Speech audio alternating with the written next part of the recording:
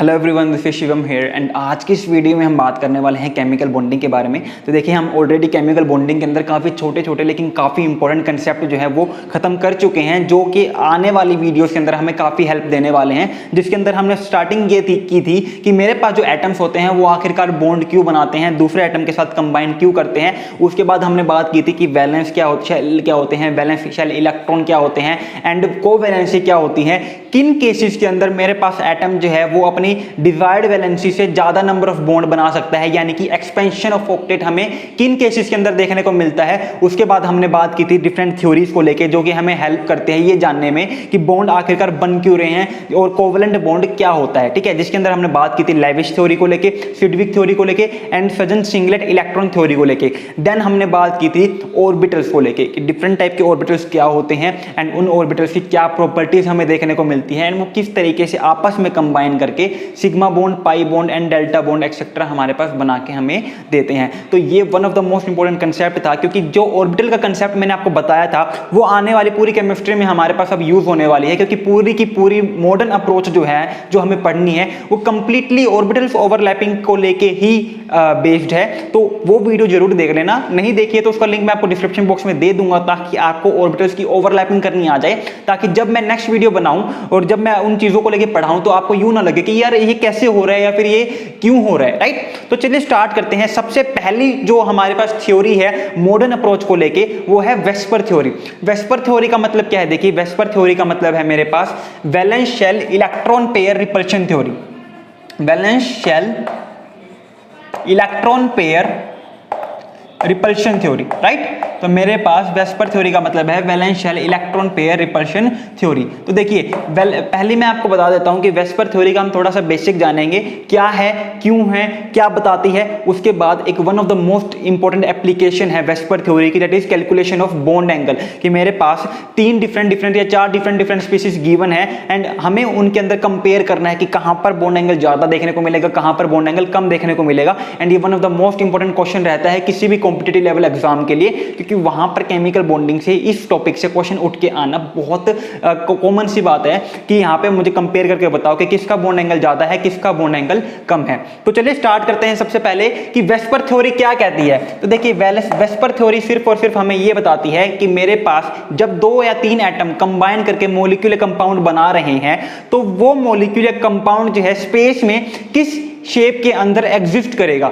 अब ऑब्वियस सी बात मैं बताता हूं आपको, मान लीजिए मेरे पास एक BeCl2 का मॉलिक्यूल है। ठीक है, अगर मुझे कभी भी BeCl2 का मॉलिक्यूल की शेप बनानी होती है तो मैं हमेशा कहता हूं कि मेरे पास जो BeCl2 है वो एक लीनियर मॉलिक्यूल है। मैं कभी भी नहीं कहूंगा कि मेरे पास BeCl2 जो है वो बेंट शेप में एक्वायर करेगा, ये चीज पॉसिबल नहीं होती है। BeCl2 हमेशा इस शेप को एक्वायर करती है। रीजन बिहाइंड दिस इज, वो रीजन हमें बताती है वेस्पर थ्योरी कि एटम्स कंबाइन कर गए, मॉलिक्यूल बन गए। अब उन मॉलिक्यूल की शेप क्या होगी मेरी स्पेस के अंदर, अगर मुझे उनको ऑब्जर्व करना होगा तो वेस्पर थ्योरी क्या कहती है?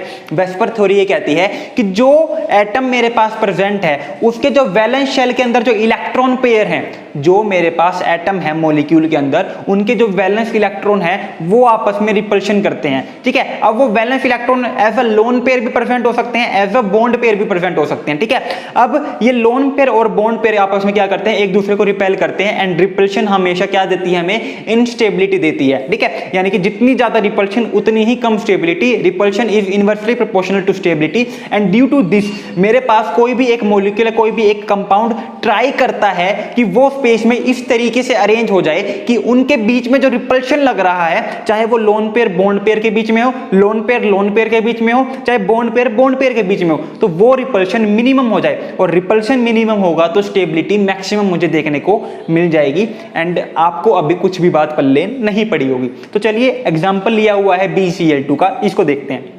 तो देखिए, मेरे पास बरेलियम के पास जो है 2 वैलेंस इलेक्ट्रॉन है। राइट, इसके पास दो वैलेंस इलेक्ट्रॉन है। अब वैलेंस इलेक्ट्रॉन वैलेंस शेल क्या होती है सारा समझा चुका हूं, कोई नई बात नहीं है, राइट। तो देखिए दो वैलेंस इलेक्ट्रॉन है, दो बॉन्ड बना लिए इसने, एक इस क्लोरीन के साथ एक इस क्लोरीन के साथ। अब देखिए इस बॉन्ड में दो इलेक्ट्रॉन प्रेजेंट है, इस बॉन्ड में दो इलेक्ट्रॉन प्रेजेंट है, इस बॉन्ड में दो इलेक्ट्रॉन प्रेजेंट है, तो यहां पर मेरे पास टोटल क्या हो गए, चार इलेक्ट्रॉन प्रेजेंट हो गए। एंड इन इलेक्ट्रॉन्स के बीच में क्या लगता है, रिपल्शन लगता है। रिपल्शन क्यों लगता है, क्योंकि सेम चार्ज जो है एक दूसरे को क्या करते हैं, रिपेल करते हैं। अगर मान लीजिए मैं यहां पर इन दोनों बॉन्ड्स को पास पास ले आता हूं, तो यहां पे इलेक्ट्रॉन है, यहां पे इलेक्ट्रॉन है, यहां पे इलेक्ट्रॉन है, यहां पे इलेक्ट्रॉन है, ये आपस में क्या करेंगे, ये आपस में एक दूसरे को रिपेल करेंगे। रिपेल का मतलब है एक दूसरे को दूर भेजेंगे, और दूर भेजेंगे अभी वो इस तरीके से है, ठीक है, अभी वो इस तरीके से है, तो वो इतना दूर भेजेंगे कि इनके बीच में जो एंगल है वो मैक्सिमम हो जाए, और एंगल मैक्सिमम हो जाएगा तो उनके बीच में रिपल्शन क्या हो जाएगा, मिनिमम हो जाएगा। जितना दूर होंगे एक दूसरे से उतना ही तो कम एक दूसरे को इंटरेक्ट कर पाएंगे, और जितना कम इंटरेक्शन होगा उतना ही कम रिपल्शन होगा। तो अभी ऐसे हैं ये दोनों बॉन्ड आपस में एक दूसरे को रिपेल कर रहे हैं, तो रिपेल करते करते वो एक ऐसे एंगल पे आ जाएंगे जहां पे इनके बीच में जो डिस्टेंस है एक दूसरे के बीच में वो मैक्सिमम हो जाएगी, और वो एंगल क्या है मेरे पास 180 डिग्री। इसी वजह से मेरे पास BeCl2 जो है इस शेप में एक्वायर नहीं होता, इस लीनियर शेप में एक्वायर होता है, क्योंकि यहां पे मेरे पास जो एंगल है वो कितना है, 180 डिग्री देखने को मिलेगा, और इससे बड़ा बॉन्ड एंगल जो है इन दोनों क्लोरीन एटम के बीच में नहीं हो सकता है।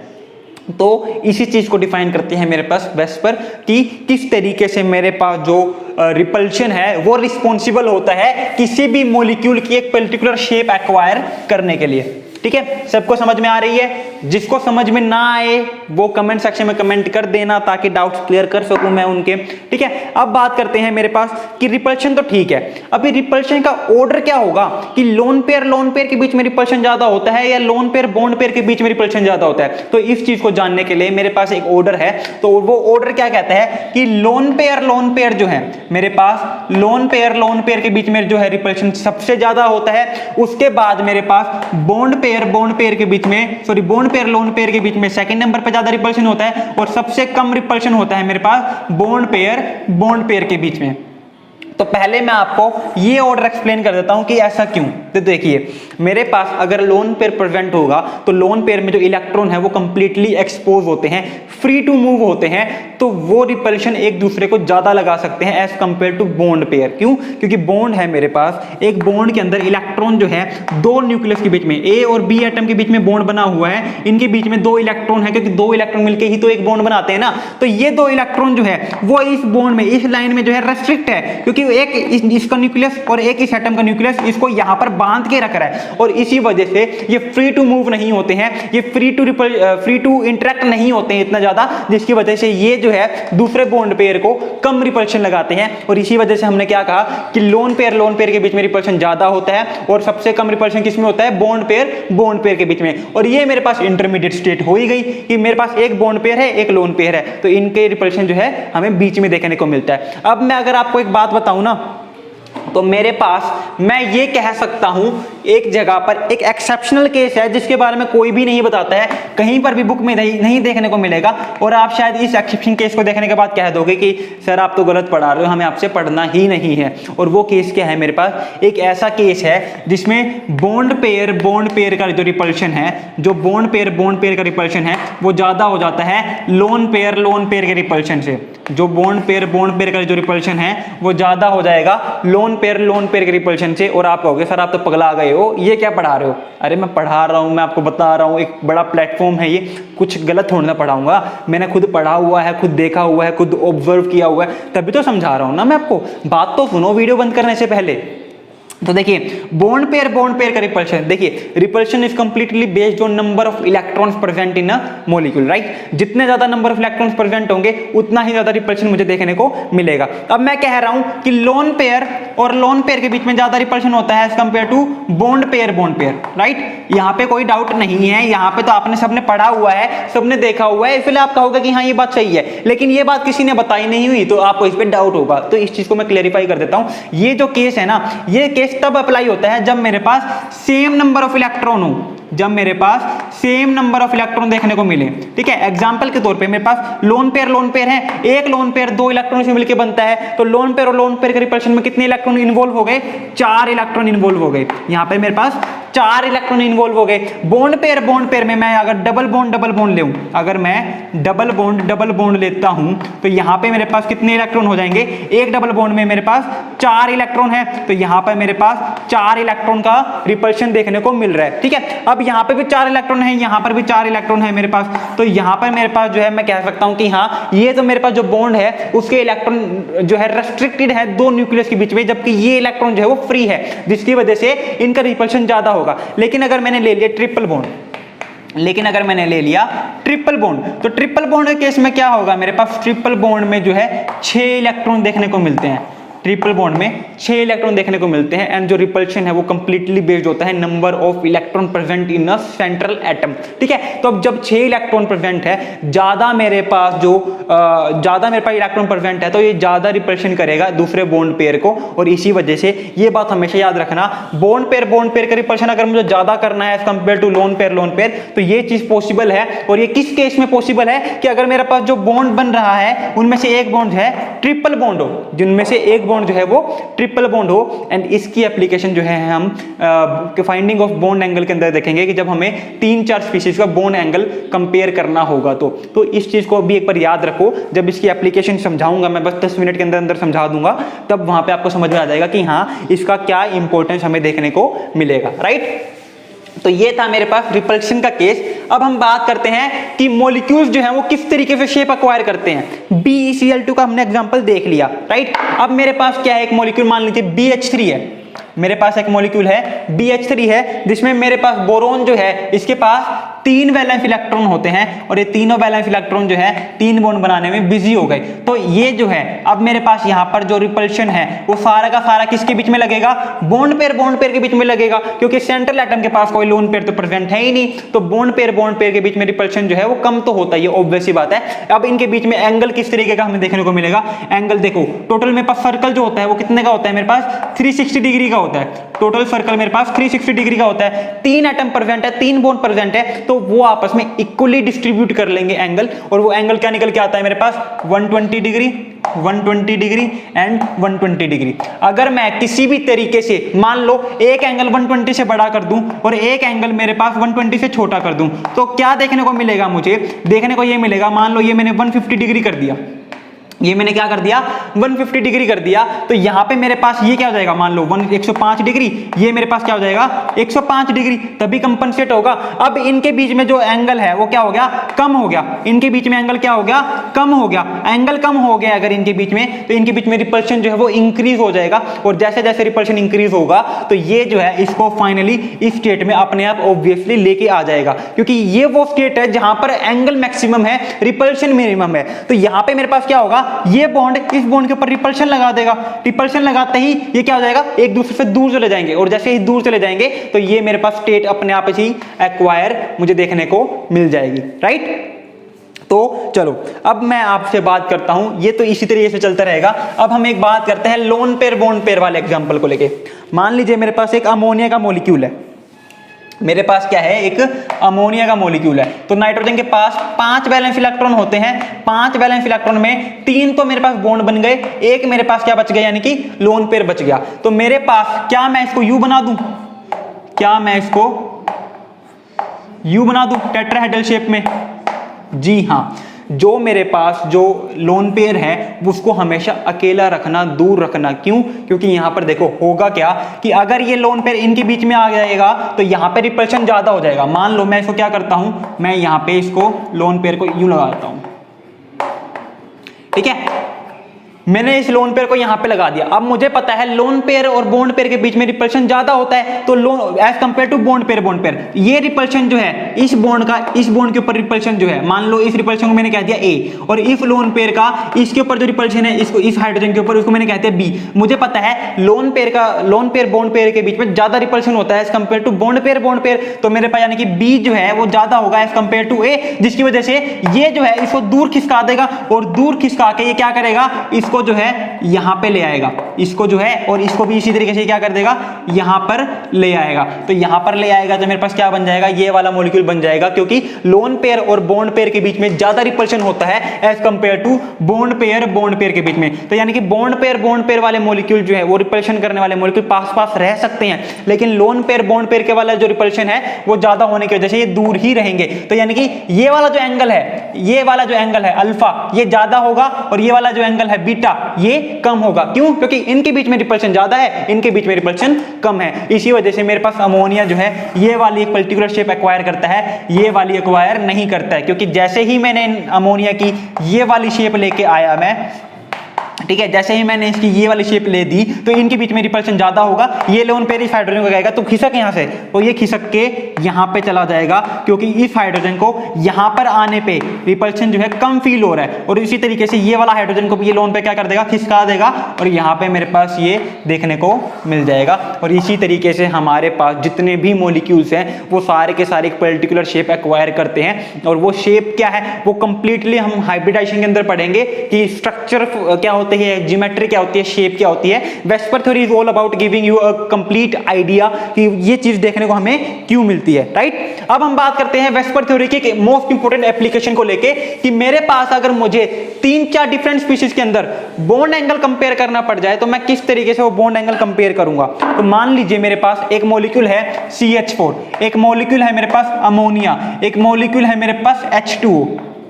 अगर आप इनकी बात करो ना, इन तीनों की जो ज्योमेट्री है, इन तीनों की जो ज्योमेट्री है वो क्या है, मेरे पास टेट्राहेड्रल है। इन तीनों की ज्योमेट्री जो है टेट्राहेड्रल है।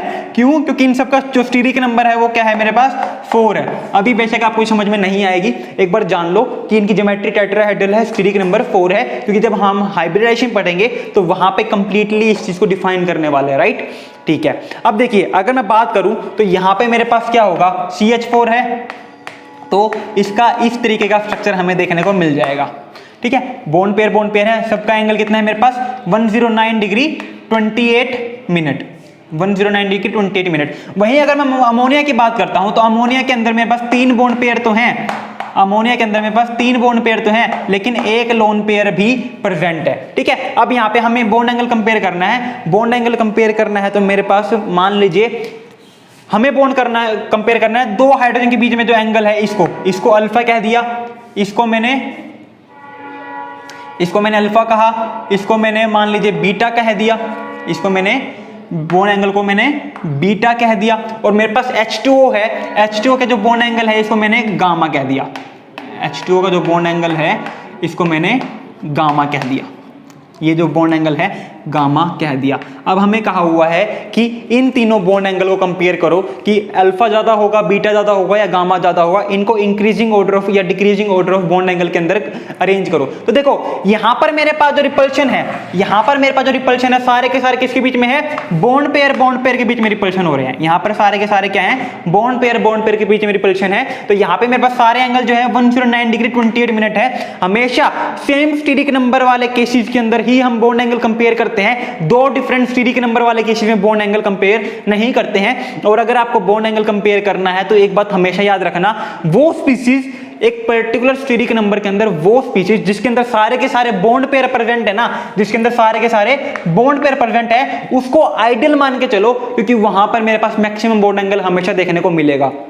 ठीक है, यहां पे मेरे पास एंगल क्या है, अल्फा 109 डिग्री 28 मिनट। जैसे ही मेरे पास लोन पेयर आया तो लोन पेयर यहां पर तो क्या था, मेरे पास बॉन्ड पेयर के बीच में रिपल्शन लग रहा था, लेकिन यहां पर मेरे पास क्या है, लोन पेयर और बॉन्ड पेयर के बीच में रिपल्शन है। लोन पेयर और बॉन्ड पेयर के बीच का जो रिपल्शन होता है वो ज्यादा होता है as compared to bond pair, as compared to bond pair. यानी कि ये लोन पेयर जो है इस हाइड्रोजन को और इस हाइड्रोजन को ज्यादा दूर खिसकाएगी, ये एंगल जो है वो बढ़ जाएगा और ये वाला जो एंगल है वो क्या हो जाएगा, घट जाएगा। यानी कि मुझे समझ में आ गया, अल्फा तो जो है ज्यादा है बीटा के कंपेयर में। क्यों? क्योंकि ये लोन पेयर जो है इन हाइड्रोजन के ऊपर ज्यादा रिपल्शन रिपल्शन लगाएंगे और ज्यादा रिपल्शन लगाने की वजह से ये हाइड्रोजन जो है वो आपस में पास पास आ जाएंगे, जिसकी वजह से ये जो बॉन्ड एंगल है वो क्या हो जाएगा, डिक्रीज हो जाएगा। सेम केस यहां पर देखो, अब की बार तो यहां पर 2 लोन पेयर प्रेजेंट है, और ज्यादा रिपल्शन लगेगा, ये इसके ऊपर और ज्यादा रिपल्शन लगाएगा, ये इसके ऊपर और ज्यादा रिपल्शन लगाएगा, क्योंकि यहां पे अब मेरे पास 2 लोन पेयर बॉन्ड पेयर वाले रिपल्शन प्रेजेंट है। तो ये जो गामा एंगल है ये क्या हो जाएगा,